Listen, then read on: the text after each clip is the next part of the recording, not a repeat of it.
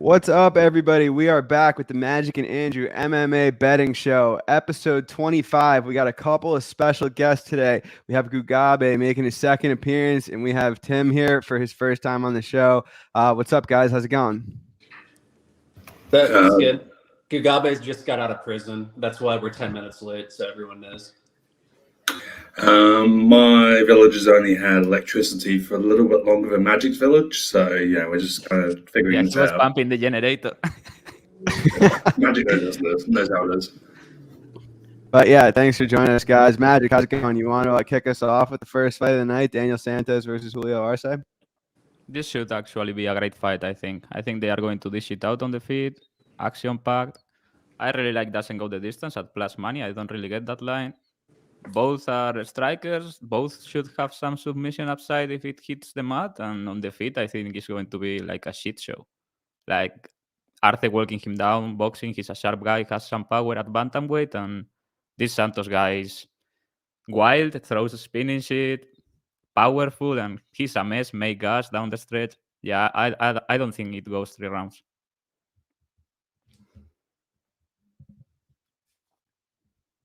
In order, or yeah, I kind of see it as like, I'll say at minus 200 against the debut, it's always going to be kind of like, he's all good. I'll say he's probably top 20-ish featherweight, probably similar to the ranking for bantamweight.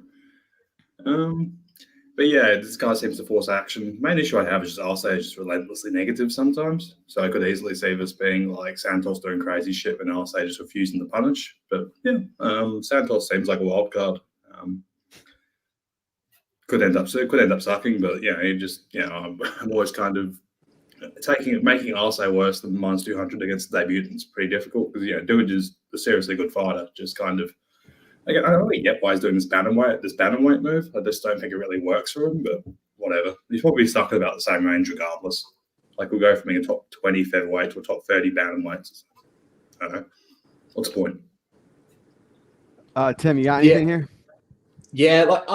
Yeah, like originally, kind of like Gugabe said, like I was kind of interested in Arce whenever I saw he was just kind of a moderate favorite because like fuck newcomers. I feel like they just usually don't turn out to be very good. But I actually thought Santos, he kind of impressed me. Like he's unproven though, so like if Arce is just way better, I wouldn't be shocked. But I don't know, he's like powerful. He seems really tough too, and I feel like that's what concerns me with Arce is like. We've seen him get hurt before, like plenty of times, and this guy seems tough and will go to war. And yeah, like I kind of lean towards the inside the distance, like Magic. It's hard to call KOs sometimes, but I feel like they're just gonna swing. So usually those fights, chaos is always good for inside the distance. But I ended up picking Santos, but I'm not like confident. If Arce is just better, fine. But I think Arce at minus 200 is a pass, personally.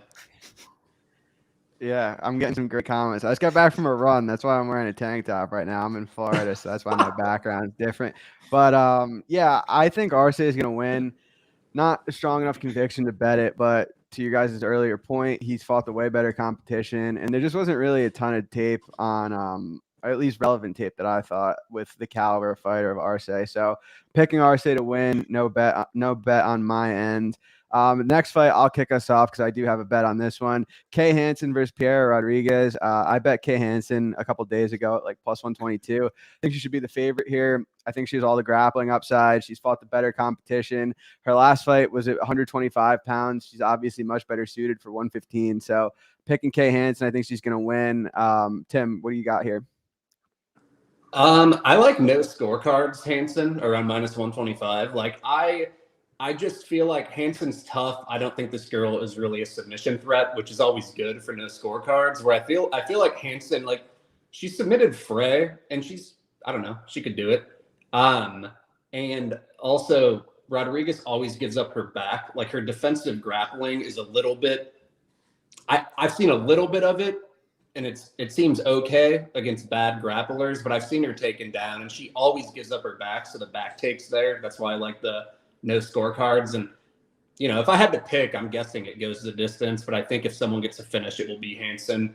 I am kind of like worried though. They just strike and they both land like 40 strikes each, and it becomes a split decision. Like that is kind of something that I feel like could happen.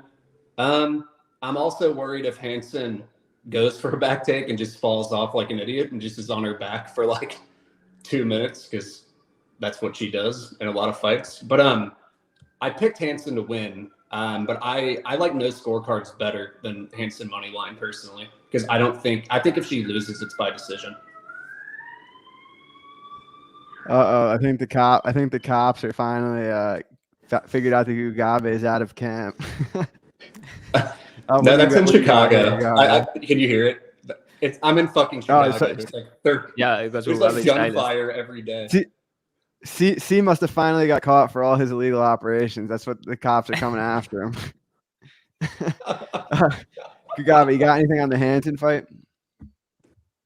Yeah, pretty much agree. Rodrigues doesn't really seem good.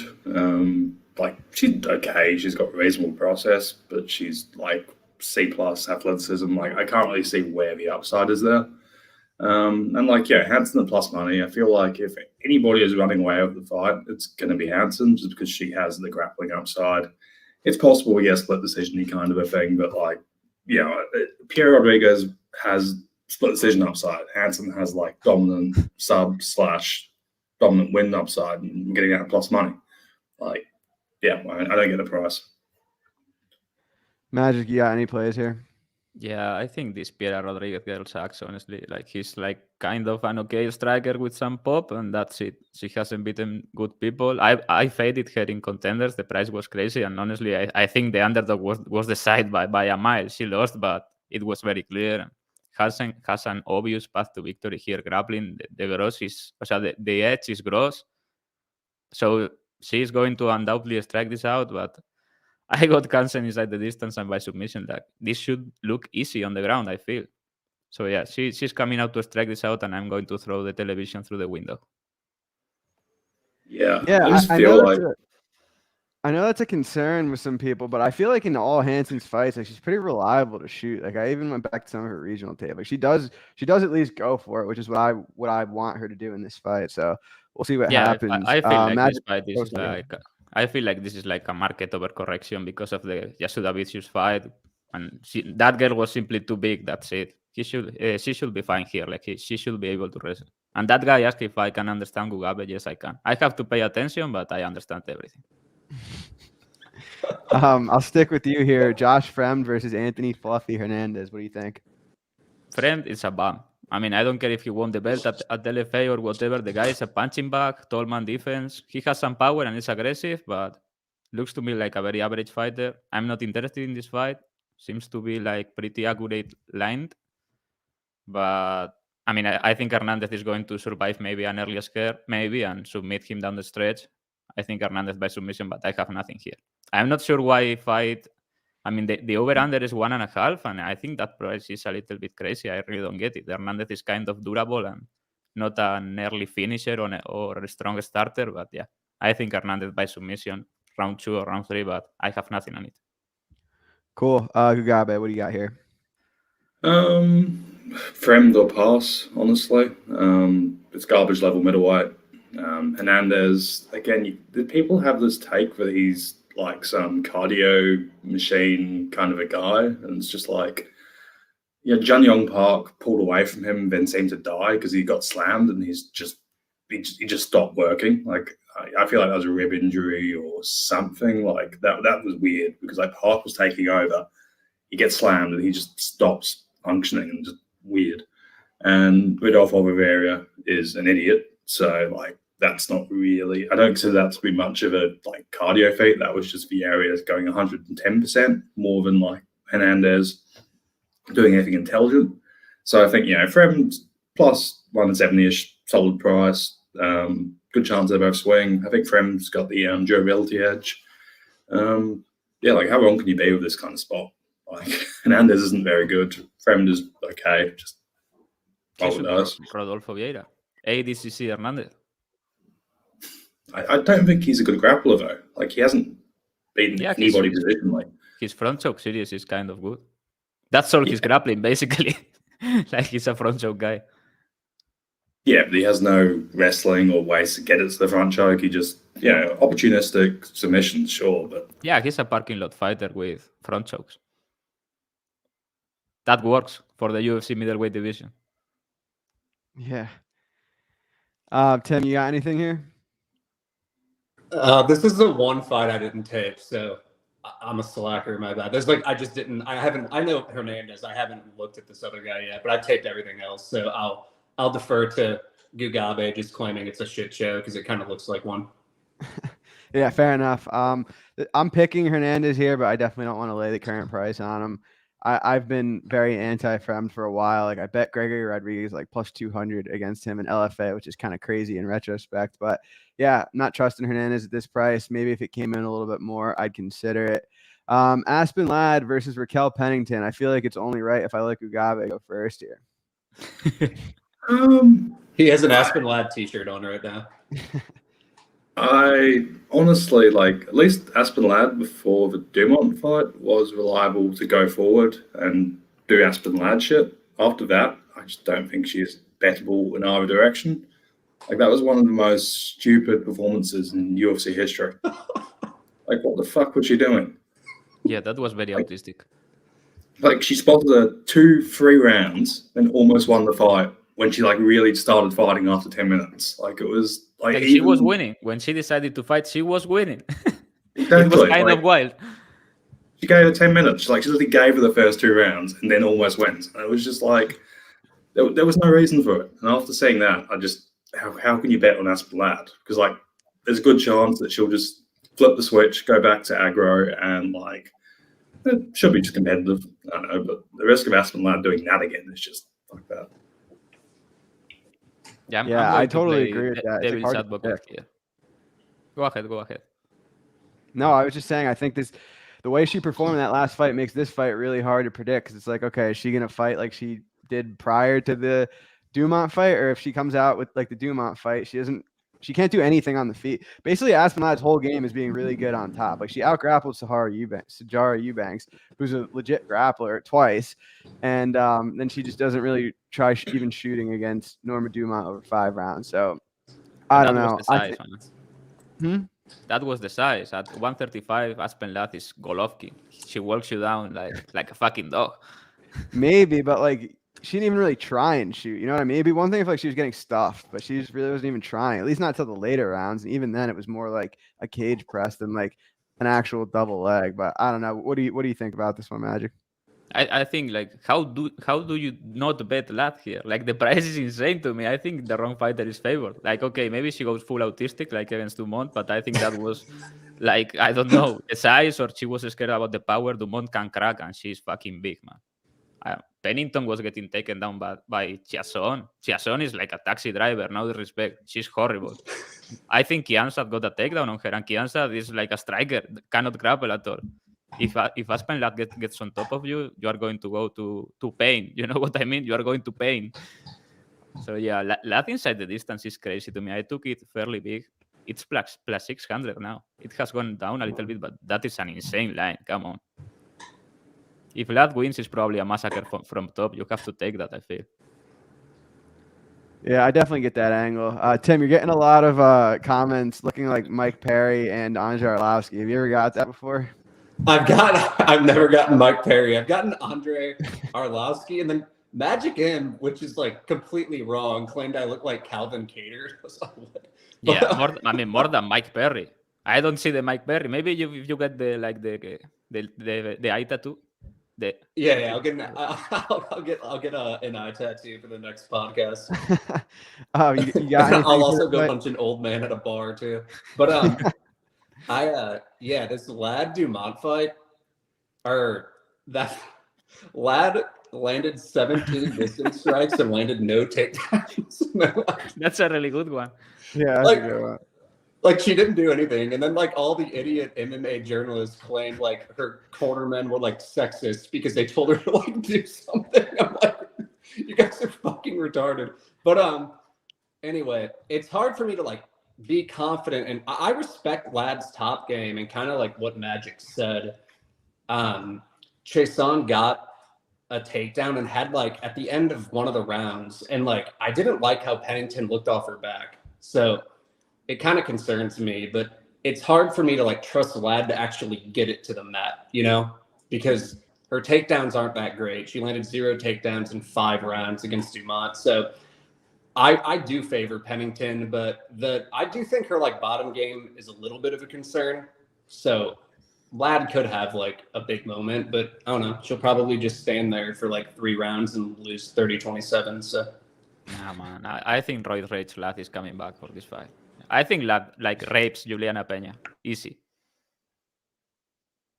Depends if she actually tries to fight. She literally didn't even fight against Dumont. But I think that was like something outside of the octagon has to be involved there. I Could think. be. Like that was not even half normal. I have never seen anything like that in the UFC.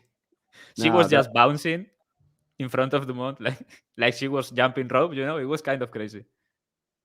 Yeah, it'll be an interesting one for sure. Magic, why don't you kick off Rosenstruik versus Tybura here? I have seen some love for Tybura here over Twitter. I don't really get it. I think Rosenstruik is going to win.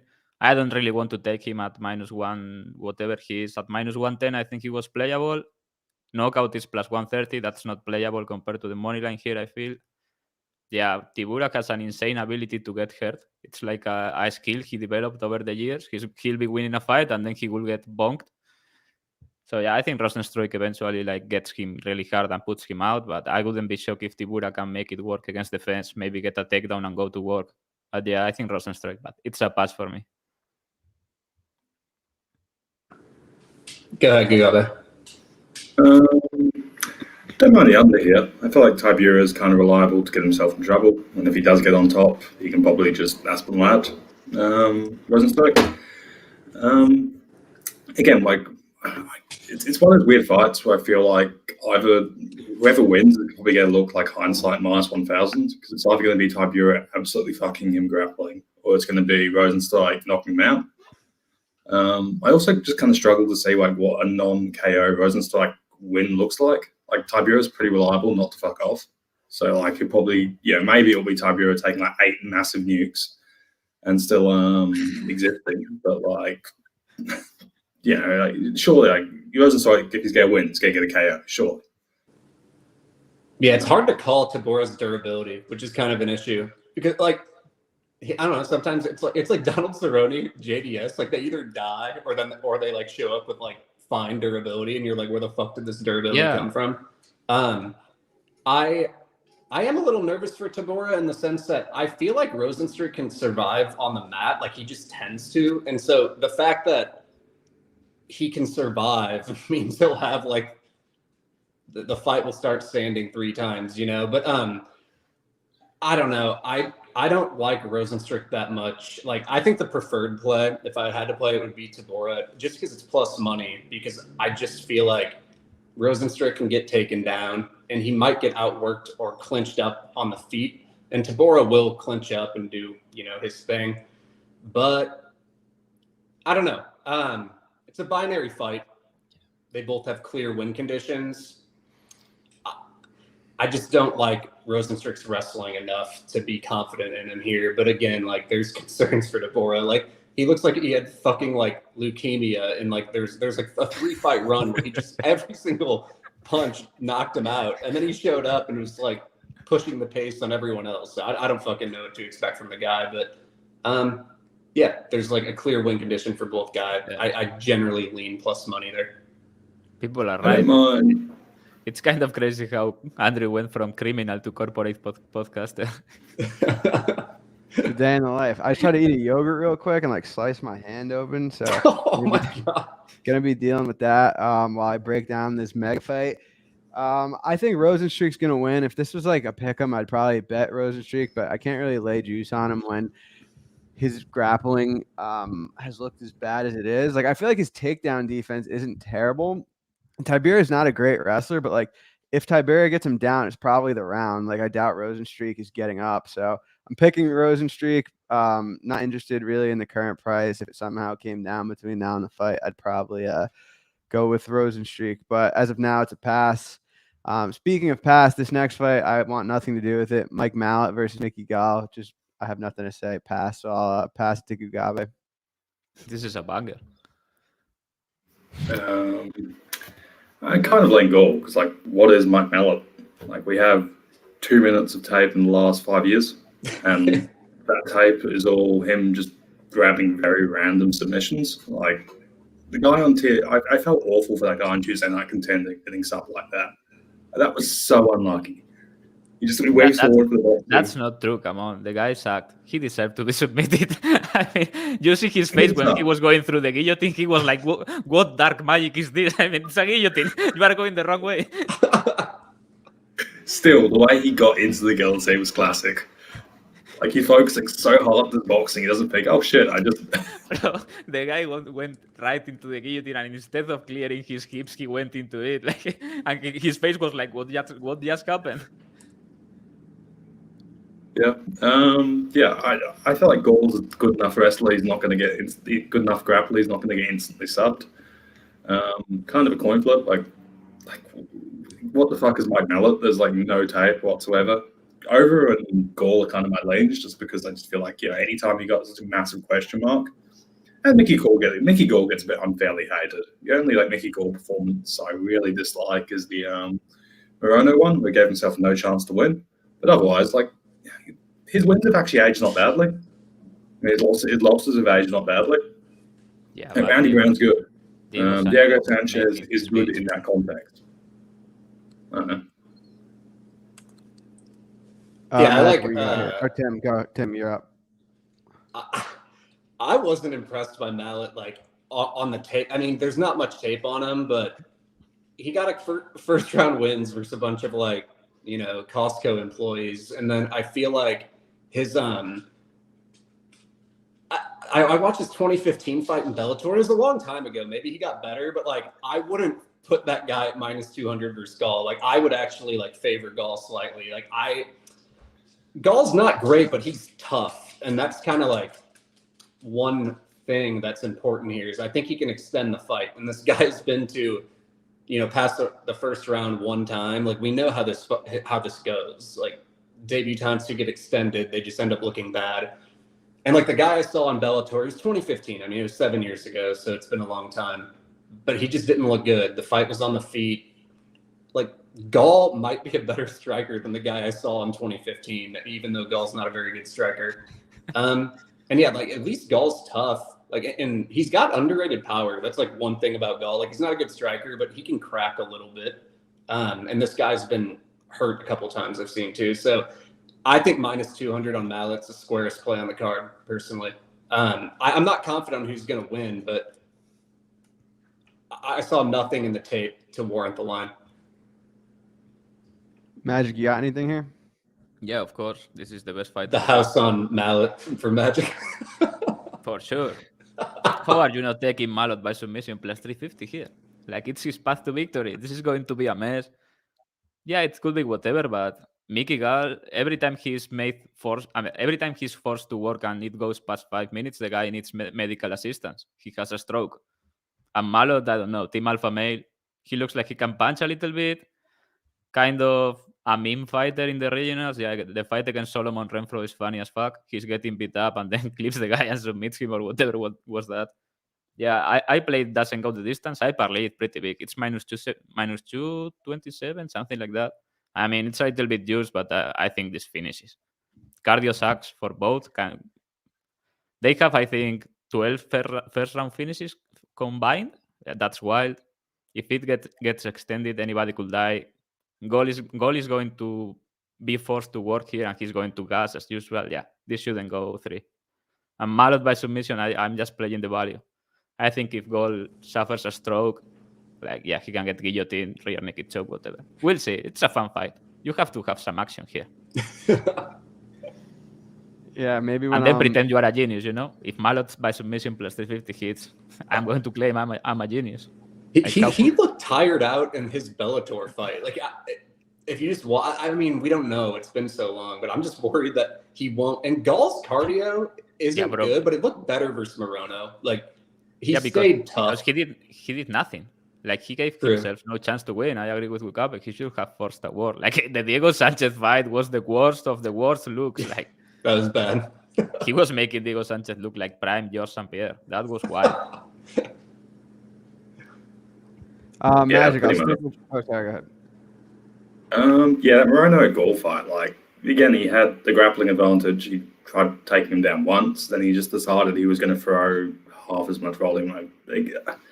I just feel like a lot of people are just hate betting against Gall here. Like, I understand why, and but we literally know nothing about Malott. Like, you're kind of an idiot if you're playing any major juice here because you don't know.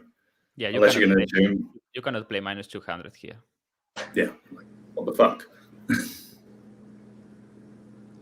Yeah, it'll be an interesting one. Probably a mess on either direction. But next one should be a good fight. Vince Pichel versus Mark Madsen.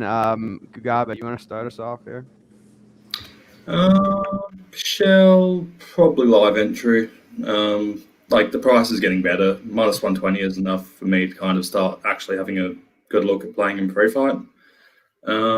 Like, I just think Pichel wins round 3 like 90% of the time. But on the other hand, he is almost 40, so you never know when the cliff hits. And that Hubbard fight, he looked kind of shit in round 1. Like, he pulled it back, but still, that was just a bit worrying.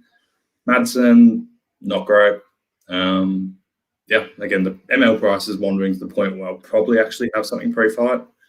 But, yeah, Madsen, he's just getting hyped because he's undefeated, but he's had, like, cupcake matchups, and Guida kind of was an idiot there, but whatever. Tim, what do you got on this? I think if you like Madsen, it's better just to play his decision line because Pichel is very, very tough. I think we'd all agree. I think the one time he was finished by like Rustam and Gillespie, but I mean, I know Madsen has the Greco-Roman background, but he's not nearly the mat grappler because in like Greco, it's not emphasized on the mat as much.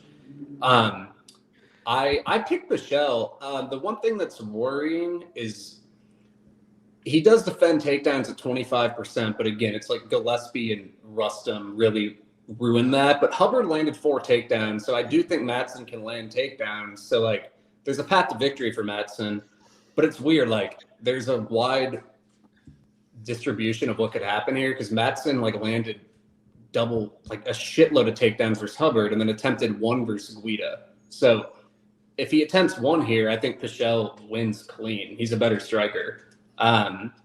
If he attempts like 8 to 10, I think the fight will be closer. But I tend to I like Pichel's get-ups. He generally like works up pretty decently, and I don't trust like Greco-Roman guys holding people down on the mat unless they just lay in guard. And I think Pichel will work up. So I lean Pichel a little bit, but I do like the live entry idea because I do think Madsen slowed down considerably versus Hubbard, and Pichel will put on a pace, you know. He's 40, but we saw him fight recently, so I'm guessing he has a cardio edge. So that's pretty much what I think.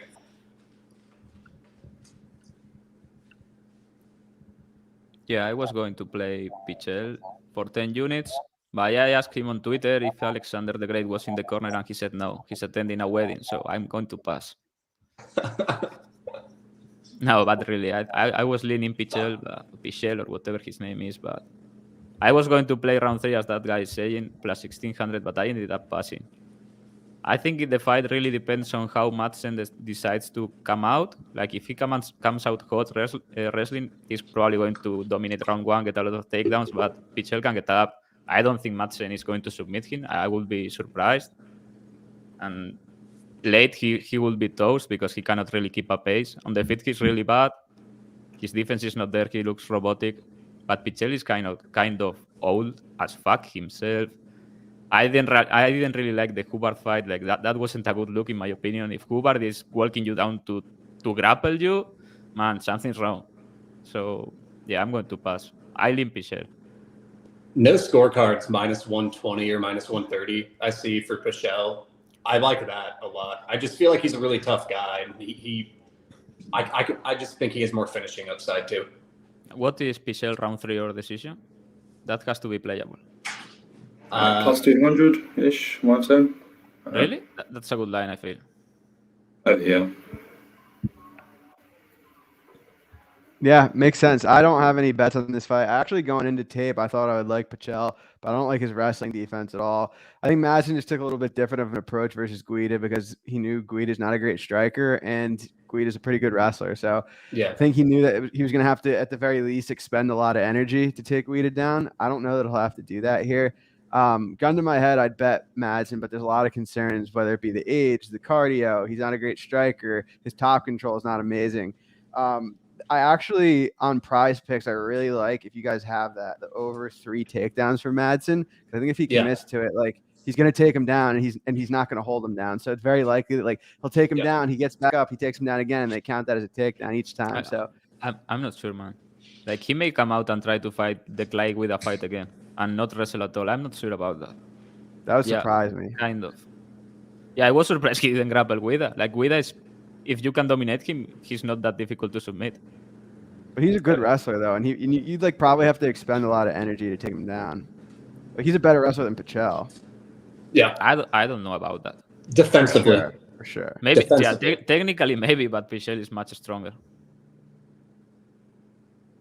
Yeah, I guess. I feel like, I don't know. I feel like if Madsen doesn't come out shooting here, like, Pichel wins pretty easily. Like, Madsen's not a very good striker. His power, but, like, technically speaking, he's not very good. In my opinion, at least. He doesn't have defense. He looks like a civilian will hit him, honestly. Yeah, he's just straight up, no head movement, robotic. He's like waiting his turn. You hit me, I hit you. Yeah. I can't believe that we have the main event already. Alexei Oleinik taking on Jared Vanderaa. Pick them on each side. Magic, I'll stick with you for this one. Who do you got in the mega fight? Yeah, this shouldn't be on the card. The only worst thing could be like Arlovsky against Oleinik, maybe. Yeah, I don't know. This is a massive pass for me. The doesn't go is unplayable. I tend to believe Oleinik is the side, maybe at around evens. I think he can win on the feet and on the ground. I don't know. I think he probably can get him down. Vanderaa defense, the takedown defense is pretty meh. And he can probably submit him, but Vanderaa can easily outpace him. Oleinik cannot take a punch anymore. Complete mess. It's going to be a meme. Complete circus. I have nothing here. Tim, you got anything this one? I'm fairly confident Vanderaa. I feel like if he rocks up with the takedown defense he showed against Romanov for a round, Oleinik is going to be like, he's going to have like 60 pounds on Oleinik. Like, Oleinik's been losing a lot of weight. He's like 220 pounds now. Vanderaa is like 80. He's getting smaller. I know, it's like, you know, Vanderaa is like legitimately like a super heavyweight, whilst like Oleinik is 220 pounds if he's lucky. So like, I feel like weigh-ins alone, there's going to be money on Vanderaa because they're going to stand out. They're going to have the face-to-face, and people are going to be like, wait, Vanderaa is twice his size. Yeah, like Oleinik can obviously win for just Oleinik bullshit, but like I just feel like Vanderaa wins on the cardio, output, leg kicks, size, like pretty much everything is in Vandeera's favor apart from getting sub-round 1. And like, I just don't, the Spivak is like an actual full-size heavyweight who can like grapple aggressively. Well, like, I just don't think Oleinik is even that these days. Vanderaa should shit on him. And also like Booz is down for 44 now, or almost 44. Oleinik is at least 60. And like he's been executing Ukrainian, he's been doing shit over there, and he's getting He's been in Ukraine. He was like a I know the story. Some fucked up shit apparently. Yeah, he was in like 10 years ago. Some strange fight team. Yeah. Yeah, you know how this goes, right? He's going to rock Vanderaa with the first punch and then hit a Peruvian necktie. Of course. I'm aware, but like I'm just saying, Vanderaa should win every other outcome. Yeah, I agree with that. That's like pretty much my exact breakdown. I don't love Vandeera's takedown defense, but he's so much bigger. Oleinik's 44 years old on a 3-fight losing streak. Like, I don't know. It's a mess of a fight, but I feel like you kind of have to favor Vanderaa. Tim, what do you think about this one? I think it's a 50-50 fight. Like, the 20% takedown defense scares me for Vanderaa, like for sure, but Oleinik's like 174 years old and can't take a punch. And I know like Vanderaa kind of is like a cardio kickboxing type of guy, but I've seen him hurt people and he could definitely knock out Oleinik like anyone can at this point. size concerns me, but there's major concerns in both ends, just like with any Oleinik fight. Easy pass for me. Cool. Yeah, it should be a funny fight for sure. I'm gonna start this next one off because I am super stoked for this one. It's my biggest bet of the card. Ian Gary taking on Darian Weeks. I played Ian Gary early in the week, like minus 215. Played him pretty big. I think he has Weeks completely covered here. I honestly watched Brian Barberina's last few fights, and I think to myself he's one of the worst fighters on the roster. And then I watched him and bet him and watched him win every single round against Darian Weeks. I think Jordan Williams is probably a tougher opponent for Gary, and that was 6 months ago. He's only getting better at Sanford. I think he rolls here. I think he's better everywhere. Tim, what do you think about this fight? Yeah, I think Gary's better everywhere. I think he's the rightful favorite. Weeks, I do think Weeks can compete everywhere though. Like I don't think he's like completely outmatched in any one area, but I still like think Gary is better everywhere, if that makes sense, you know? So like it could be like a competitive, I'm expecting like a I know I saw Gugabe's face too whenever he said that, because Gugabe is gonna have a max bet on the other end. But I feel like, but still, the Gary win against Williams, like he didn't look good until that point, and he is hittable. But I just feel like Gary's probably the better grappler. I think he's a little faster on the feet. Like I think the speed is a big deal, and I think he's just quicker. But yeah, like I think Gary's a little better, but he's minus like 400 now. What is he now? Like sure, if you got a minus 210, that's fine.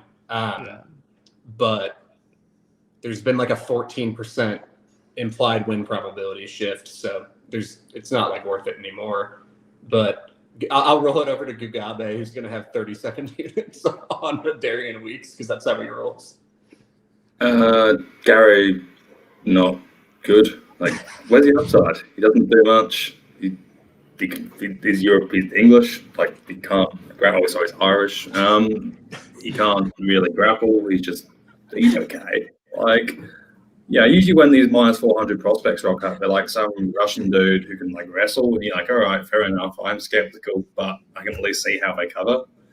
Ian Gary was getting lit the fuck up by Jordan Williams. Like, Jordan Williams' UFC career has been very bizarre, how he went from being absolute cardio god to just melting after 4 minutes in UFC. Like, that was a very weird sort of progression. But like, yeah, like you got lucky with Ian Gary over Jordan Williams, just cut your losses, honestly. Like, what the fuck? Weeks will just keep working. Weeks was on like 6 days notice against Barberina. I'm like, yeah, I don't think that was an awful performance, really. Yeah, he didn't fuck off. Decent prospect. He's reasonably raw himself. Seems like a decent athlete. Like, again, I'm happy to take a warm body against Gary at plus 300. Like, I'm confident Weeks won't fuck off. Like, Weeks will put together 10 strikes a minute for as long as you want him to go for. And like, yeah, Gary couldn't knock him out, but I just don't see how Gary even beats that, like, consistently. Yeah. He's not good. Like, where's the upside? He's shitty lightweight Darren Till. Max, what do you got here? I like haven't even paid attention. I just hear like Gary sucks. Fuck Gary the whole time. The situation here is very clear. I think Gugabe was in Laila's DMs too, and Gary stole the girl. Yeah, that's got to be it. Like, the guy's not that bad. Come on. Like, yeah, he's a decent prospect. I think he was fine at Cage Warriors. I've watched pretty much all his career. I think this is a setup. He's much faster, has more power, way better grappler. I parlayed him inside the distance. I think he rolls. I'm surprised that is plus money. I also took Gary by submission. I think his grappling is way better. His submission gain. Plus 900 is ridiculous, and it's plus 800 all over the board. So yeah, whatever. I don't think he loses this fight. He's going to be faith material soon, but not yet. I feel he shines here. This is an easy fight style-wise, I think. But yeah, I'm not... Like, he married this 40-year-old divorcee, and he took her surname, man. I'm not confident about my bet now after watching that. He's going to be introduced as Ian Machado Gary. That's fucked up. I don't think he actually did he? I thought that was like he did. Really? I should cash out, right? I didn't even know that's a thing. That's She's definitely still got it though. She's hot. I'll give him that. She's pretty hot. yeah, she is. Or at least I've heard. I never seen her. Just kidding. What do you think? I'll stick with you, Magic. Tisha Torres versus Mackenzie Dern. I have no interest in this. Like, pretty binary fight. If Dern can get this down, she probably gets the submission, some sort of leg lock or some shit. I don't know. I have no idea how she's going to do it. I feel like she goes rabbits here, like throwing tornado striking like she does, like puff striking pretty much, bar brawl. Whatever happens, happens. Like it's a pass for me. If Tisha can keep this on the feet, she probably wins handily, I feel. Maybe could even hurt Dern down the stretch, but yeah, whatever. I feel like Dern by submission or then inside the distance plus 250 range is much better than her money line. If this stays on the feet, I have to favor Torres. But pass. I think it's going to be a good fight, though. Gugabe, you got anything here? I'm surprised Dern's submission is like plus 220 and money line is like minus 110. Like, yeah, that makes no sense. On those, the same number. Like Torres, very high. You know, she's good high output. Like she's a good solid minute winner. If Dern's going to win, it's going to be like a moment of crazy submission. Otherwise, she's going to probably lose every minute. Classic Dern stuff. Like Dern is just weird to cap. Like even against Marina, she kind of got owned, but also she did kind of sub her like 3 times. That was wild. Like that cost me so much money. I was like, "What the fuck are you doing? This girl has no business being with you on the mat," and that made no sense. She got saved by the bell one fight or one round, right? What? Didn't like Marina get saved by the bell? Aren't we talking about Marina? Yeah, but she survived like 3 minutes. That was crazy. Yeah. Like if that sequence happens another 10 times, I think she gets submitted 7 or 8 easily. That made no sense. Yeah, and like in round 2, it was just like, like she just went for some very weird submissions too. Like when she was on top, she was going for like just crazy unorthodox, and I'm like, I guess that's Dern's style, but it was just like, just get the back and go for a rear neck and choke for fuck's sake. Just keep it simple, stupid. Instead, she was going for like mounted omoplatas and shit like that. It's like, why? Yeah, like Gugabe, I think Dern's one of the hardest girls to cap in MMA because it's like either her shit works or it doesn't, you know? Like, so I feel like it's easier to call submissions if it's like a process submission, like a takedown, guard pass, rear naked choke, you know? Like, I feel like those are a little easier, but like guard subs are really hard to call. And then Dern, she's so like she's so capable of submissions from so many different positions. And it's like, we've never seen any of these girls defend anything like Dern, you know? Because I don't think Torres has ever been submitted, but like, I don't think Nunez was either, Nina, and she got subbed. She got fucking destroyed in like a round. So it's like really hard. Like I cap her and Davison Figueiredo as like 2 of the toughest people to cap in all of MMA. Like Davison Figueiredo had 3 fights with Moreno. He looked like a huge favorite in 1. He looked like a huge underdog in another, and then it was like a coin flip in the 3rd. I'm like, what? And then I see everybody like confidently playing one side. I'm like, what the fuck is going on here? I don't know. Bro, like Davison is the easiest fighter to bet in the roster. If he's the dog, you take him. And if he's the favorite, you take him by submission. That's it. You don't need to look at tape or anything. Yeah. That's funny. I don't get what this has been on for years. Like everybody thinks Dern is hot. I don't get it. Like this guy said this is the guy that was on the other day, right? Kirk Cousins, the guy from Minnesota. Yeah. That's bad. Like she's fine until you look up and you see Secretariat, you know? Yeah, but like I don't know. It's gonna be like Torres winning a 30-27 decision or like Dern sub, you know. So if you just want to play both of those, fine. But it's really hard to call Dern fights. Like I don't know. I was on her early, like when people got mad at her for like missing weight or something, and she was like fighting terrible fighters. I kept playing her sub, and that was good. And then I don't know, her and then you can't always cap her takedowns either because she just like pulls guard and it's just she has other ways to get it to the mat and be dangerous. So it's really hard to call her fights. Yeah. Torres isn't hot either, by the way. This needs to stop. Has been going on for years too. Like who the fuck thinks Tisha Torres is hot? Like in reality. She isn't, man. Like she looks gross and she's all roided up. Like I don't get people. People are strange. She looks like a teenager. Come on. Yeah, with long not hair. not That's my it. thing. I bet Dern here. I played her at plus 124. I think like a capper is a slight favorite. I think she's gonna get Torres. I think really it's only gonna take one, and she might get it, she might not, but she's bigger. She fights like a rabid dog. She's gonna go for it. Like even on the feet, like she's definitely outmatched technically, but like she knows how to make a fight. Obviously. And I think Torres is small for the weight. She's like into bodybuilding now. I don't know. I capped her in a slight favorite. It's not a hugely strong conviction, but maybe a bit of a market overreaction. Like she was a decent sized favorite against Marina Rodrigues. She lost that fight. Marina Rodrigues beat Torres handedly too. So I don't know. I just think it's a bit of an overcorrection. I capped Dern as a slight favorite. I played her plus 24. I don't know, man. I feel like there is a scenario here where Torres brutalizes her on the feet. You know what I mean? Like she did some huge. She has no power. More than Dern, I feel. Maybe. I don't know. I was like, if the line is like plus 1500, maybe, but it's really short. Dern doesn't get finished either. Yeah, kind of. What do we have next? Next up, Chimaev and Gilbert Burns. Chimaev, huge favorite. Magic, I'll keep it with you here. I'm going to let Gugabe start because I feel like the rant is coming. I can feel he's about to explode. Sure, he's in pain. He's parlaying weeks, and then the weeks with Barnes first round submission for 10,000. $10 million.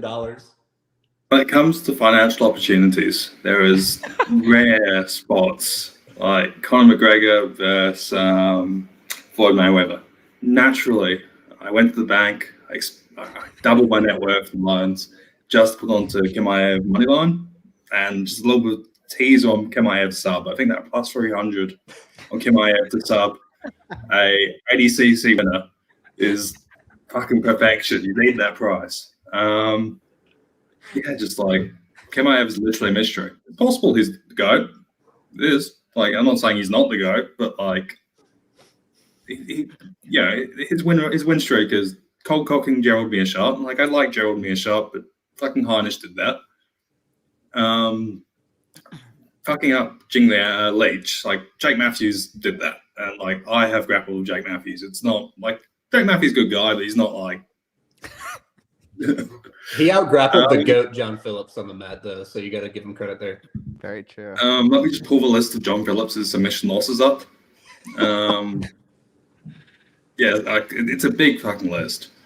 And Reece McKay, who is happy to be here. I feel like Reece McKay getting a UFC contract is fucking incredible. Like that's incredible for him. I'm proud of him. Like he usually gets paid $500 to rock up if he even gets paid. He gets fucking 10 grand to leave the United Kingdom for the first time in his life. That's a result. But like have you seen when Reece McKay got into the UFC?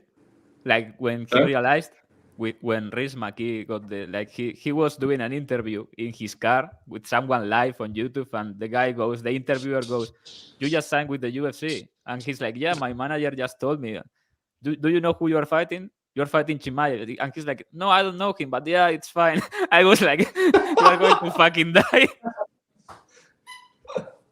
But honestly, like Gilbert Burns, dangerous enough. Plus 500, plus 400 is kind of stupid. Like he can sub him, he can KO him. And like so much could be wrong about Chimaev. Like he cuts about 500, he cuts from like 200 kilos and he fucking explodes into everything. Like if you're going to tell me he has 15 minutes of cardio, like I just do not buy that. Like look at him, look what he's doing. You got to take a shot. You got to take some sort of shot on Burns. Like I just don't see how any rational human being can just be like minus 500 Chimaev. Tim, you agree with that? Yeah, I mean, I think it's Burns or pass. Chimaev could be, maybe he beats Usman. Like he could be as good as Usman, but he could also not be as good as we think. I think the concern. This is a great way to see how good he is, because I think Burns is good. Like Burns is a good fighter, and what I don't like about Chimaev, in this matchup, is all his wins are just kind of really just bullying ground finishes, and Burns is going to be tougher to do that too, especially early. So I think that the chance of the fight getting extended is way higher here than John Phillips and all these guys. Burns is a BJJ world champion. And so, but then like, I don't know, Chimaev might be amazing. Like maybe he just completely, he's huge. That's one thing. Like he's so much bigger than Burns. So that worries me. So I picked Chimaev to win, but if he can't get that immediate finish and his cardio gets tested or they strike, sorry, my like dogs being so annoying, but this could just get interesting. So I just think there's too many question marks to drop minus 700 on Chimaev. You know, like I feel like the main event and co-main event, we generally know how those fights should go. There's way less question marks where there's not here. Like I picked Chimaev to win, but I don't really know how good he is. Like he might be the GOAT, like Gugabe said. He might be. I tend to think he's good. Like I definitely think he's good. But I don't know. He could be worse than Burns. I have no idea, but we'll find out. Magic, I know you've been going back and forth on this one. What'd you end up with? Yeah, I just said what I'm about to say in another podcast. Like, how wrong can you be on Barnes, really? Like, this line is wide. You cannot play the Chimaev money line, I feel. How wrong can you be? Like, it's crazy to say, but he can probably justify his line. I think he can grapple fuck Barnes, maybe. Like, it's not like... I think the grappling... I hope they grapple because I think it's going to be very interesting. The guy never enters a grappling exchange without it being on his terms. It's not like he's going to be on the guard of Barnes or half guard. I think he has never been on guard or half guard in the UFC. He's just grabbing you from body locks or back control body lock, and then he's isolating a leg, back control, mounting or back take. He's a monster, man. If he comes out and grapple fucks Barnes, he justifies his price. I honestly think he's going to knock him out on the feet. I took Chimaev by knockout. Plus that could happen, for sure. And first round knockout, he's going to come out hot. No other way around it. He's going to come out hot. I mean, round one knockout is plus 275. I think that's fine. But yeah, the money line isn't it. And he's massive. I think he's going to make weight easier. I have been watching all this shit with Dern Till from Block Asset or whatever that is. Quality edition. That's better than Embedded. The guy was like 192 or something like that 2 weeks ago. I think he's fine. He looks lean and muscular. So Gugabe doesn't need to worry about his 200 kilo weight cut. I think he's going to make it. But yeah, I'm going to be sad because I like Barnes, but I think he's getting knocked out cold. Like, he looks like a massive puncher. I get what Gugabe is saying, but nobody has done GM3 like that. I get that Haynes hurt him and then followed up, but he was out before touching the ground. And Heinrich did. Yeah, but he followed up. It wasn't like that. Like, Chimaev killed him, man. That was gross. And the Alice Kero fight at Brave FC, like, he was out before touching the ground with that uppercut. It was crazy. We have to bring this up. Gugabe had, like, fight doesn't end inside a minute. He better in that fight. I got minus 400 in over 59 seconds against GM3. That was fucked. Oh my god. That was like, wasn't massive bad. It was just like... I'm fucking crying. So yeah, like minus 400 on over 59 seconds. How many fights will you not play that? Yeah, I'd play that on like pretty much any fight, like on this card. Like most cards, Like- I would. Like, yeah, 'cause my logic was like, you know, Chimaev grappling finisher more than anything at that point. So, like, you're not going to, like, grapple finish somebody inside 59 seconds usually. Like, it's just fucking hard to get into a position that quickly. I remember Dominic Cruz was saying some shit like, "Oh, can he do the same thing? Oh, he's out!" It was crazy. Would you bet that here if they offered it? The price is, like, way... Yeah, I don't know. Burns is more fragile. That's my concern. Like, I wouldn't Yeah. be shocked if he takes out Barnes inside a minute. Like, first exchange. Barnes is kind of chinny. And he's my guy. He's a gangster, takes on everyone. I love Barnes. If someone has to beat Chimaev, I hope it's Barnes, but I think he's going to die. my official prediction here is that Chimaev will get dropped in the first round, then the fight will just devolve into absolute shitfest. Everybody will be swinging. Rocky movie shit, and then Chimaev gets a knockout in the second round, and everybody's like, easy money. And it's like, The victory It'll parade. literally on be that Twitter, fun. you know how it goes. Yeah, Chimaev, never in doubt. You saw that scene? yeah, like remember Top Hero Herbert a few weeks ago? Like, yeah, obviously Top Hero was never in doubt. Magic will back me up, but like, What was that that? fight was not going well for anybody on minus 20,000 Top What Hero. was that? I missed that. Top Hero last week, remember? Well, a few weeks ago. That was like, yeah, that was fine. He was fine. Great team, man. Volkanovski is dead. I wasn't even nervous, man. On Twitter, people were like, "Oh, you were dying." He was fine. I was fine. He was on a leg immediately. Absolute chat. I was more nervous Yeah. than you were for sure. I was. I think freaking that out. was great for betting purposes, honestly, in the future. Like, that was the best case scenario for betting Topuria in the future. They are going to give me Topuria plus 150 against Evloev, and Evloev is going back to Ingushetia in a body bag. I don't even know where we are. Did everyone talk about Chimaev versus Burns? Did I? Andrew, like, Okay, how do you think the fight's going to go? Like, do you think Chimaev will go for takedowns, or do you think he's just going to, like, that's the thing. I don't even know how this is going to go. And if he gets takedowns, is he going to back out of guard? Like, like, Burns is way more dangerous, I feel, than anyone he's fought for sure. It's a great question. I feel like he's going to start striking. What happens after that, I'm not sure, but I feel pretty confident in saying like he's not just going to run out and shoot like he did against Li Jingliang. I think he's going to begin the fight striking and kind of take it from there. Like, it wouldn't surprise me if he shoots, just because I feel like fighters tend to go to what they know, and it seems like that's his first, like what he really knows. So I could see him wrestling, but I think he's going to start out striking, and if it's going well for him, he'll stay there. But I think if it's not, he'll probably shoot pretty soon after. Yeah. I think it's going to be the other way. I was thinking about it. At first, I thought this guy's going to strike, but I honestly think he's coming out shooting, like one punch and shooting. Because he doesn't really play guard. It's what I was saying. Like, you can be the 17th degree black belt. If I have you on a body lock from the back, you are not submitting me. And it's not like he can roll for a leg here, like against Maya, who was chasing the back. It's a different scenario, and the guy is massive.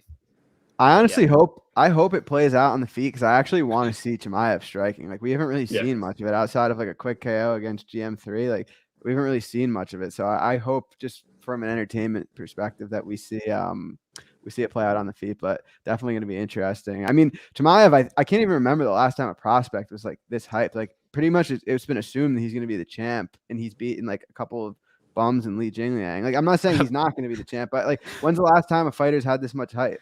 Probably when Alexander Hernandez knocking out Gugabe's cousin, Darius. Poor Darius, man. That was a monster. That was before USADA could do the job on him. Yeah. His steroid god was almost talking. What was that like? That was under a minute, right? That was insane. He was the second coming of Jesus Christ. In and out, TJ Dillashaw, but with more power. Like, and Darius was dead. That fight ages more and more stupidly with every year. It's crazy. Bro, Like, if they make that fight again, I swear to God, I think Hernandez beats him. Like, the first guy to keep Darius on the feet is going to murk him. I love Darius, but it's kind of insane how far he's gone. Like, I love his grappling game, but the guy, I mean, the Drakkar close was about to kill him, and he landed a lucky shot. I don't know. The first guy to keep it on the feet is going to murk him. Yeah, I don't know. I think I'd feel awful if that's the fight which keeps Darius away from a title fight. Like, yeah, like, everybody loves Darius. He's probably the nicest man in the sport. And like, he just got maimed by Hernandez and just. Yeah. Also, Hernandez faked the glove touch. That was glorious. He kicks him in the dick right off the bat, doesn't he? Yeah. DC was like, "Oh, this Hernandez boy, so disrespectful." Yeah, the two nicest fighters in the sport are probably Darius and Covington. But let's get into the title fights now. Before we start, we've got 150 live viewers right now. I appreciate you guys. Like and subscribe to the podcast. Follow Gugabe and Tim on Twitter. Let's get into it. Peter Yan versus Aljamain Sterling. I could kick this one off. I like Yan. I think he's going to roll here. The first time these two fought, I had nothing on it. But I think Yan, over the last year or two, has really proven to be one of the best fighters in the sport.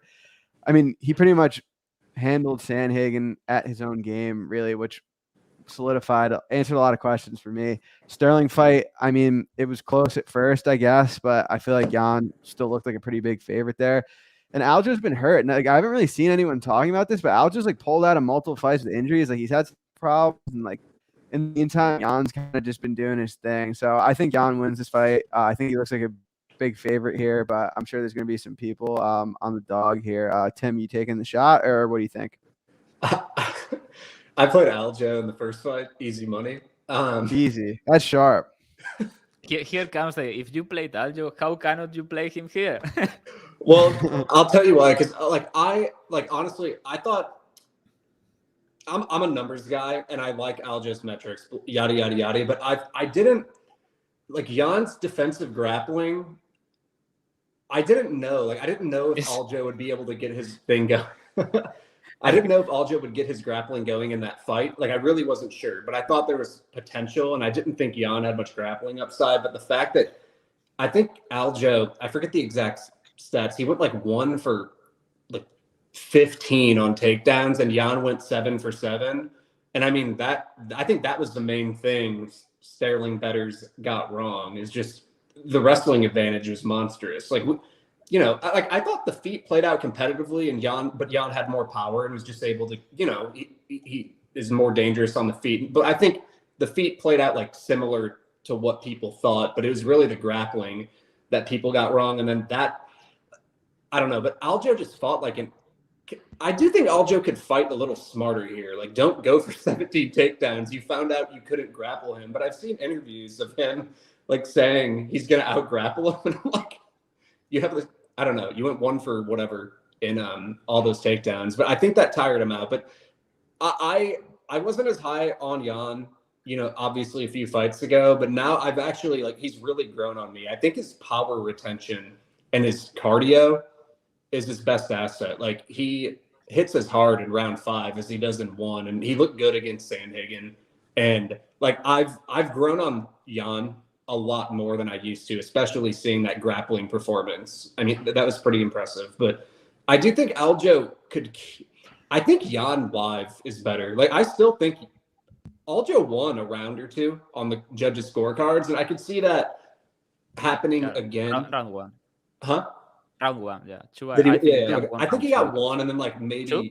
got. I don't know. He went down in 1 round, but he took the other. Yeah. The first round, Jan got 2 scorecards, and then the second round, Aljo got all 3. Yeah. So I mean, he was competitive early, but it was obvious he was slowing down. If Aljo fights smarter, I could see him getting a cleaner round, you know, early, and then I would jump on Jan if the line like narrowed. You know, that's what I would do. But I've really grown to respect Jan. But yeah, like the Aljo. I've been watching MMA, you know, UFC like 2005 to 6. Like, I can't remember a fighter getting this much shit online. like Aljo. I mean, it's very self-inflicted, but it's pretty funny. I feel he deserves it in some way. You know what I mean? Like, it wasn't his fault. Like, Jan fucked up. The disqualification was, I mean, I probably should have been a no contest or whatever, but it was Jan's fault. But it was just the way he was acting, and after the fight too. Like, you took the door. Good for you. He had to choose like between money and the belt and his honor or public image or whatever you want to call it, because he clearly could go on. Yeah, he took the smart choice. So yeah. Gugabe, what do you think? Jan live bet. Like, I think pre-fight Aljo, particularly since it will blow out into the last minute or 2. So that's it. That was an elite breakdown.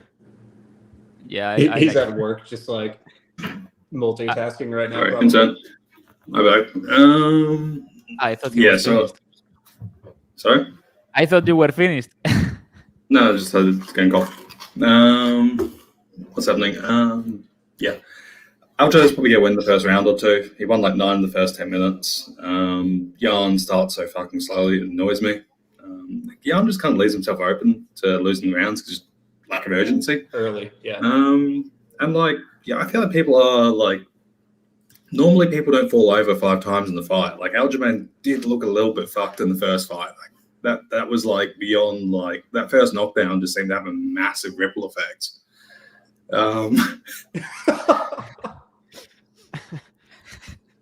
Australian prison's a lot more generous than the American system. But I don't think just gave him a coffee. Yeah, he's trying not to cough because he will put him down. They will put him down. If he goes like, that's it, you are dead. So I think, like, honestly, if you want to bet Jan, just wait 2 rounds. You'll probably get better price after removing the question marks. I think Aljo could actually look. I think Aljo looks fine early here. Like, Jan doesn't like this whole picky stuff. And also, like, I'm kind of rooting for Aljamain because it'd be fucking funny. Like, I just think that would be like the best result for just like pure sort of like hilarity in like the Twitter space. Like, I'm not sure if I want Aljo to like pick up like a bullshit finish or to just like 50-44 him. Like, both would be entertaining in their own ways. The best one would be undoubtedly Jan by disqualification again. Like Sterling by disqualification. A Sterling win, like even if you hate him, would be hilarious, like really, really funny. 12-6 elbow to the back of the head, maybe. What would they do? Would they like run it back a third time or what? I would just strip Sterling and cut him from the UFC.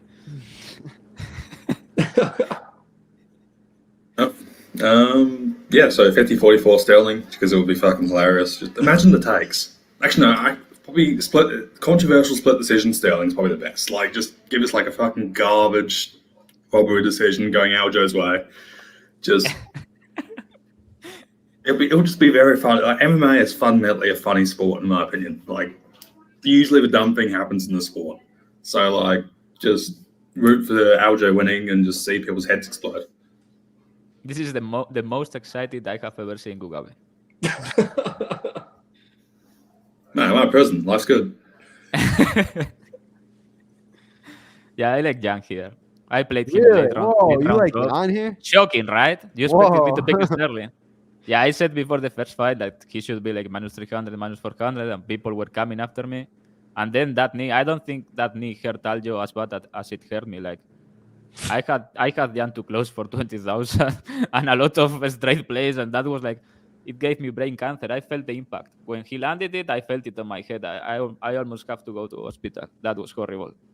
But yeah, I just don't see how the fight doesn't develop into exactly the same fight late unless Sterling submits him early. I think Sterling needs a back take, honestly. I think his submission inside 10 minutes or bust. And I get the point.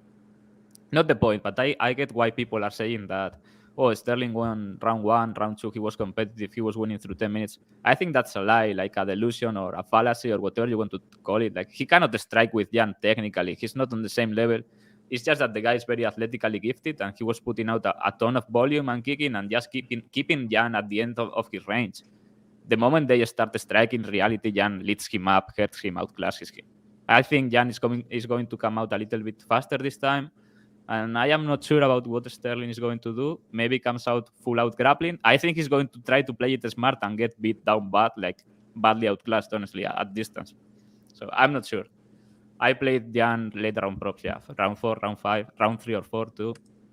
And I really like doesn't go the distance. It's like plus money or even money. I don't really get that line.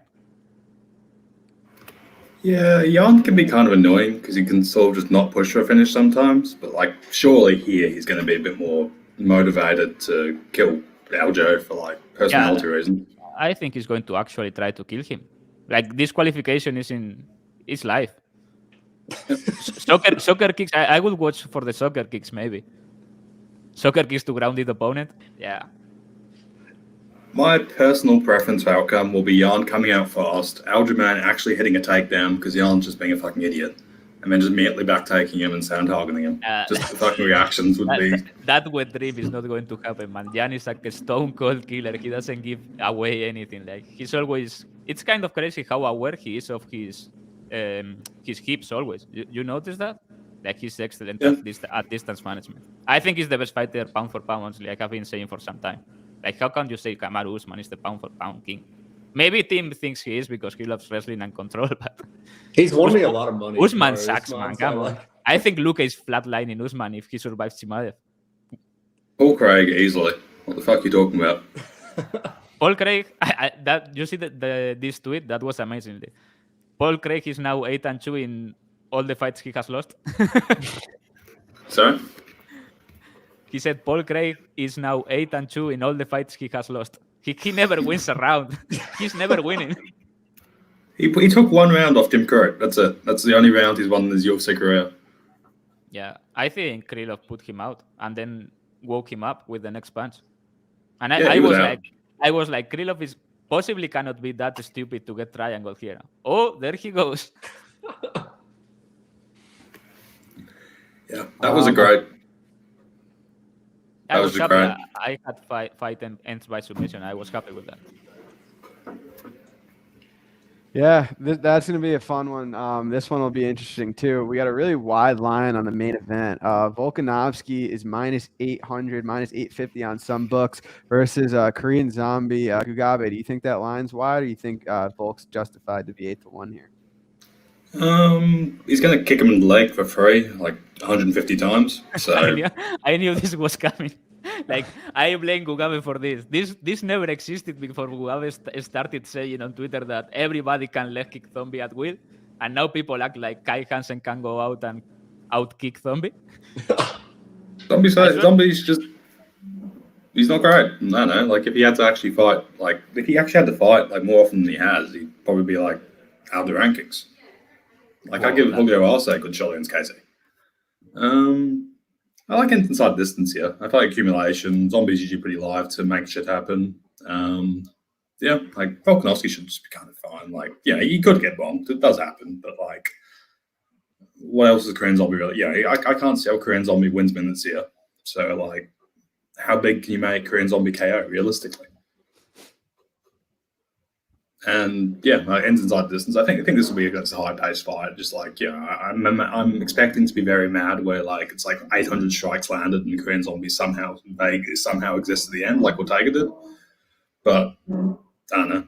That's life.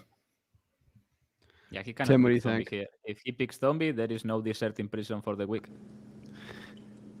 I mean, I think Volk. I mean, he should win, but I'm not just because a 5-round fight where Korean Zombie has general competency. I'm not interested in minus 1,000 or whatever in Volk. I mean, I don't think there's that much to break down. I could see it, ends inside the distance at plus money. Volk was like really aggressive versus Ortega, but yeah, like Volk should win minutes. He should be fine. He's got to get KO'd. Does Zombie have a 10% chance of doing that? I don't know. Maybe. Just you're splitting hairs at that point. Yeah, like Volkanovski's not the elite durability guy, so yeah, he's not Max Holloway where he just has this massive margin for error because he just doesn't die. Like we have seen Volkanovski dropped, but like I think Holloway also is kind of about to go. You know when he got rocked and everybody was acting like his chin was gone. I think it's about to happen. That Jair fight, I don't know, man. Holloway? Yeah, I think somebody's going to randomly bomb him, like put him out cold. Randomly, someone that is not expected to do it. Like, yeah, Arnold.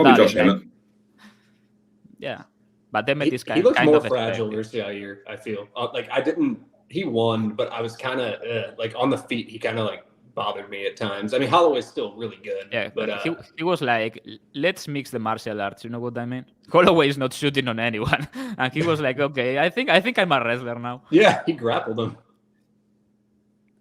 Yeah, I played the under 4.5 here, plus 160. I think Volk not being in finishes has kind of been a little bit random. Like him and Holloway both landed a zillion strikes against each other. The Ortega fight should have been stopped multiple times. So I think it's definitely being the overs being overvalued here. Sorry, it's a little bit of a tongue twister, but yeah, I played the under 4.5. I think it's going to be Volkanovski, the one winning, but from a money line perspective, I think it's dog or pass. Like these lines in general have just been getting crazy lately. I think because a lot of the big favorites have been winning, so people are just kind of doubling down. I mean, I don't know if it happens this weekend, but I feel pretty confident in saying pretty soon that like some of these people are going to get burned playing big favorites that really just there's no value on it. I don't know. But I don't know here. I like the under. I know Magic has a very strong take here, so I'll let him take it away. Yeah, I have a hot take here. I'm going to catch the hit if he gets smoked, but I'm massive on Zombie. Like I'm picking him to win all odds aside. This line is insanity. I feel like even if I'm wrong, let's say I'm wrong.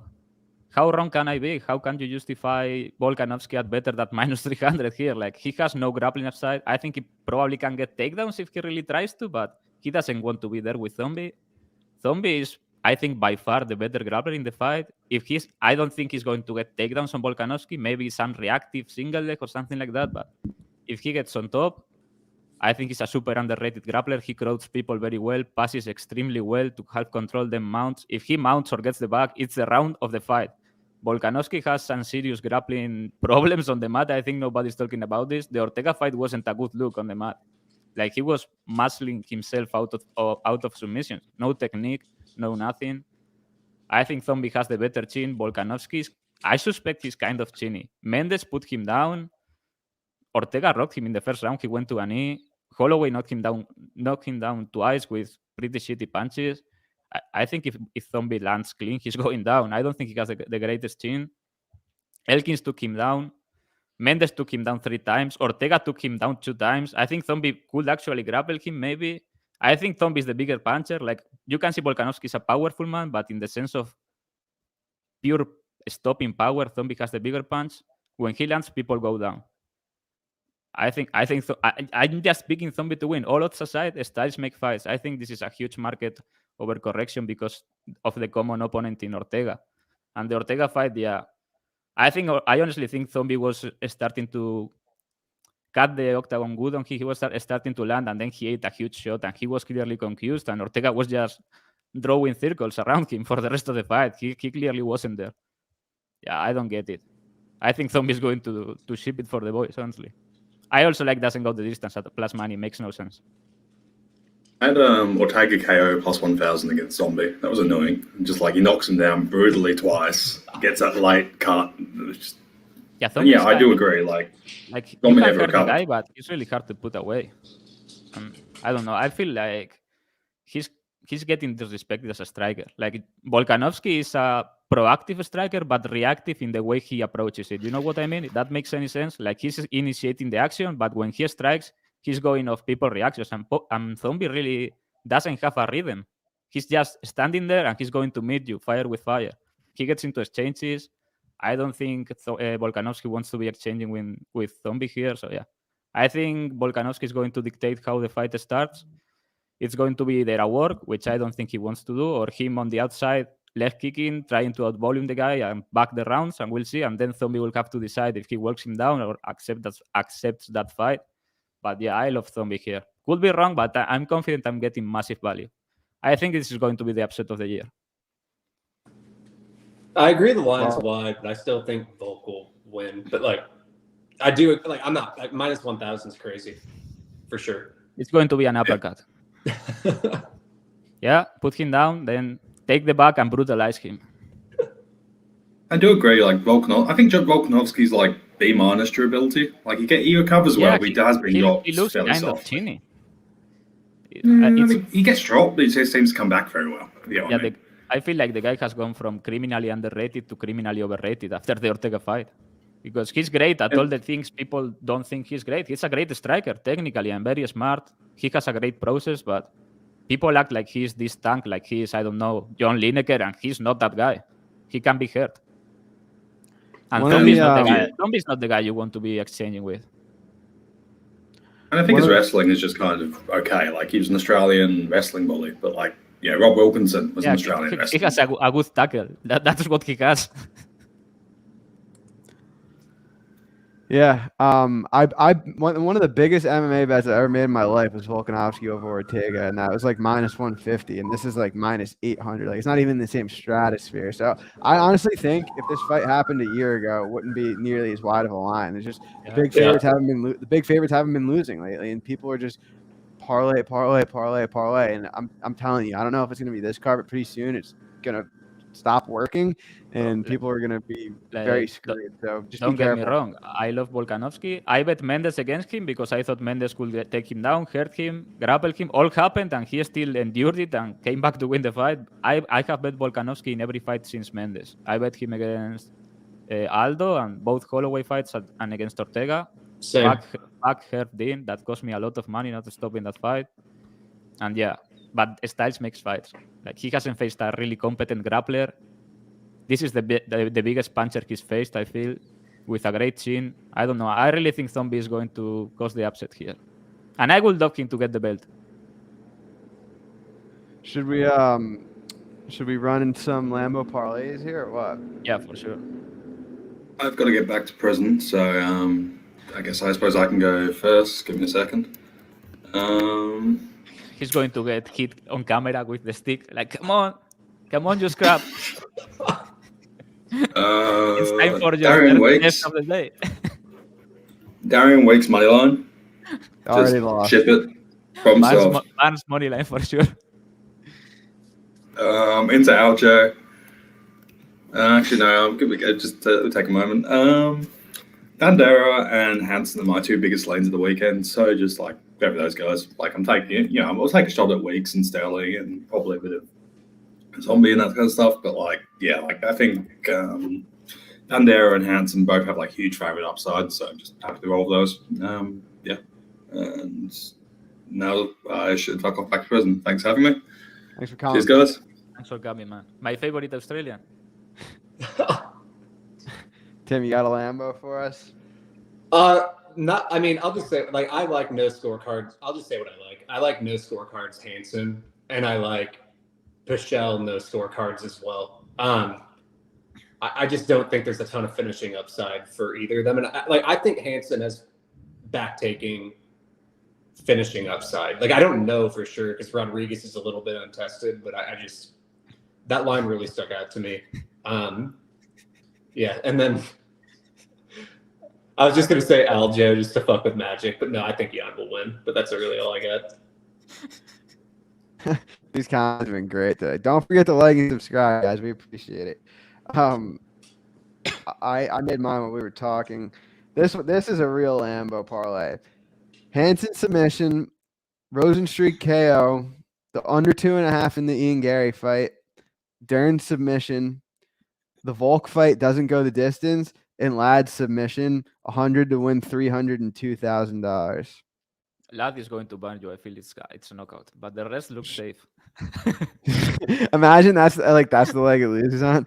It's weird because FanDuel doesn't offer like inside the distance anymore. That's what I was looking for it, but I had to pick between submission. His submission was plus 1,700, so I was like, we'll see. I think there's like a double chance on FanDuel where you can do KO submission. Combo. That's where they used to be, and I don't see it for some reason anymore. I don't really play props. They come later sometimes. Okay. Yeah. Yeah, I have a lock here. Hansen, Ian Gary, and the Korean Zombie all three to win by submission. 100 to win 84,000. The odds changed. The odds changed on the Volk doesn't go the distance as we started talking about it. Of course, we are the market. Like Yeah, you see the Anders Sanchez shit the other day after I tweeted. That was wild. He was plus 160 and he went to minus 150 in like 15 minutes. Like it's nobody capping anything. It made no sense. We should start manipulating lines. Yeah. 100%.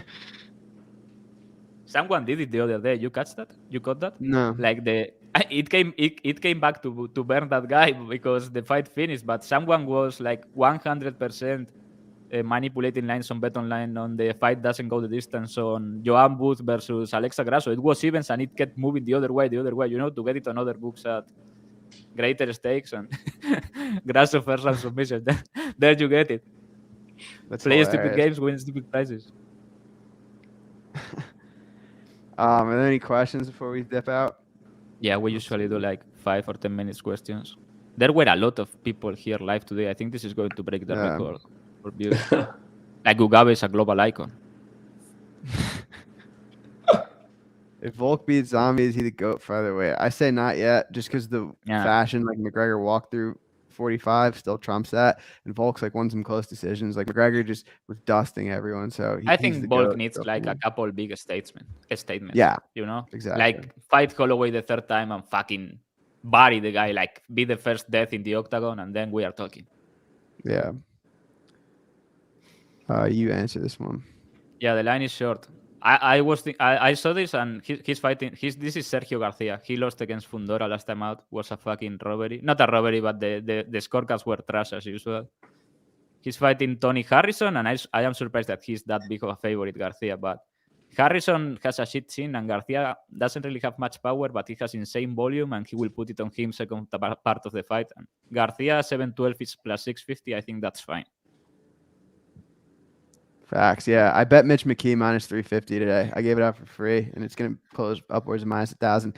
He's a former D1 wrestler that's fighting a guy who's 0-3 between amateur and pro and been finishing the first round in all three of his fights. So if that line hasn't been smoked everywhere yet, go hit that.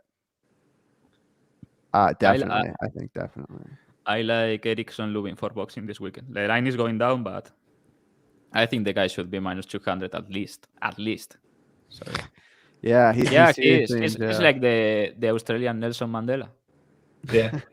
He went on a jog during quarantine. He's in jail. We got a donation. Thank you, man. But we cannot cash anything because YouTube has to send me some pin over like real mail, and I'm waiting. It's coming by horse, I think. Thanks, bro. Appreciate it. Means a lot. No, Garcia. Probably talking about Ryan Garcia. I thought he was asking about Sergio Garcia. Yeah, Ryan Garcia is boxing too. He's boxing Emmanuel Tagoe. I'm tempted to bet Tagoe, honestly. The line is crazy, and Garcia is a hype job. He's very fast and powerful, but he has serious problems in terms of fundamentals. Garcia is going to lose in a very bad way very soon.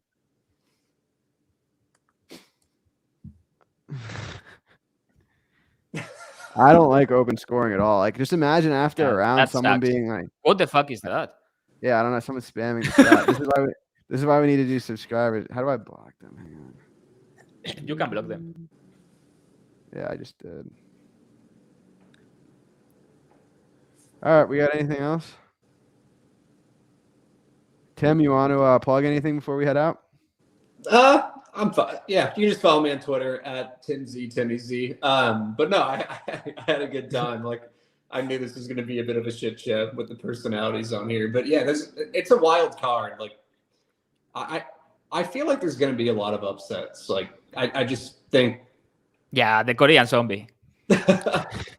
I'm just saying, like, even like not even. That's a good question. Not even the top 3 fights, just like along the card. I don't know. Like, I could see Gall. I think Gall's a live dog. I think Santos even is, but I don't know. But yeah, I don't got anything else to say. Please put that one up, please. Which one? The Hernandez one? Like Or the random Malacas guy. Who? Can't you see that one that says Andrew can't wait to put the tank top? Yeah, I can't put that on the screen. I can't put that. That guy said Magic thoughts on Hernandez going to 145. Yeah, Alex the guy. I feel like someone asked you about Hernandez every single time we do like a Q&A. Because he's the greatest fighter in the promotion. I mean, it's normal. Like literally every time. If McGregor was active, it would be McGregor. But since he's not active, he's the second biggest star in the promotion. Undoubtedly. Yeah, he's going to 145, where he's undefeated, by the way. Yeah, big run incoming. I think, yeah. Volkanovski maybe wants to vacate if he wins on Saturday. He got surgery. I think he's not coming back until October or so. I hope he fights someone I hate. Grant Dawson is going to lightweight, right? Yeah. That would be fun. You'd be all over that one. Man, Grant Dawson is a fucking fraud. I had CDF against Grant Dawson at like plus money, and it got CDF canceled. was going to beat his ass so bad. Yeah. Like, he was going to make the guy into a pretzel. That was a tough fight for Dawson. Yeah. All right. Well, if you guys don't have anything else, appreciate you all joining. Cool. I'm going to promote. You don't have nothing to promote? Like, you are not going to do back the show with Gugabe or whatever? Or that thing you do on this website? You can promote whatever you want. Gugabe, but like I can do one every now and then. It's just tough every week just with work because I don't know. It's just been tough with my schedule, and because Gugabe is in jail in Australia, so we have to do it like and you live really in Chicago. Inconvenient times. Really fucked up. One guy in prison and the other in Chicago, which is worse. It's like Ukraine and Chicago, especially like when people from Ukraine, like, they get into Chicago and they are like, bring me back. Yeah, it's just like, especially when the weather warms up, like the crime goes up. Like Memorial Day weekend, it's like 30 people die on that like weekend, or just people just get shot. It's terrible. But yeah, like we'll probably eventually like bring that podcast back. We always have a good time and just make fun of each other. So people like kind of message me to bring it back, and I'll do it eventually. It's just been tough. That's why it's been with work. So yeah. I went on the Barstool pod earlier. I think it's going on tomorrow. It's airing tomorrow. Yeah, watch that one. People are going to be so upset because they call me the best MMA bettor in the world, in the galaxy. People are going to be so mad on Twitter. I'm going to love that. Yeah, bring the heat. Yeah, make sure to check that one out, guys. But thanks again for joining. Like and subscribe. Follow Tim and Gugabe on Twitter, and we'll see you again next week. Enjoy the fight Saturday. Bye. See you guys. Peace.